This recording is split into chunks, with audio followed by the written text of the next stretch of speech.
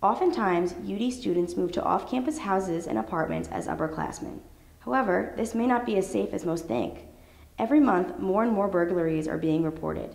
For example, on November 3rd, an unknown suspect entered a home on North Chapel Street while the residents were not home.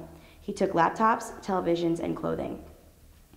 2 days before this, on November 1st, a man entered a home on Haynes Street and stole a backpack around 12:30 a.m. while the residents were out getting food.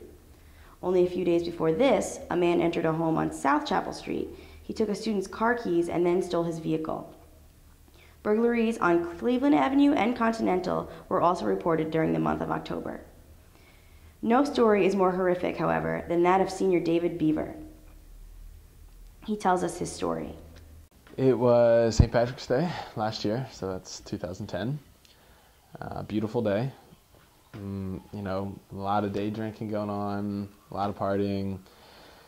So we had our windows open, our doors unlocked and everything, and my roommate and I were sitting downstairs and, just on our laptops, and the door kind of pops open, just creaks open, then 3 guys bust in with guns, and, it took a minute to realize what was going on, and it was kind of like, oh my God, I'm getting robbed. And they say, run your pockets, and just give it all to them. Don't even think twice. They take the laptop, which we're on, and the one, says, sit down, and then pistol whips me, walking back and forth, and you're not going to tell nobody what happened, you're not going to call the police. No, man, nothing like that. Definitely not going to call the police.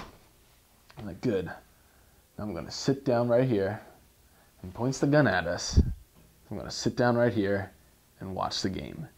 And sits down and starts watching the basketball game.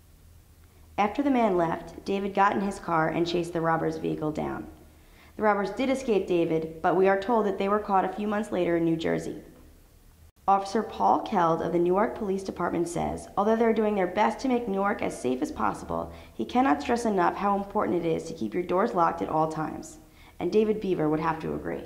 I want to say it's still a generally safe place, but lock your doors, because I don't go anywhere now without locking it. And I guess it's a good habit, but you always have to watch your back 100% of the time. When you think you're safe, you're not.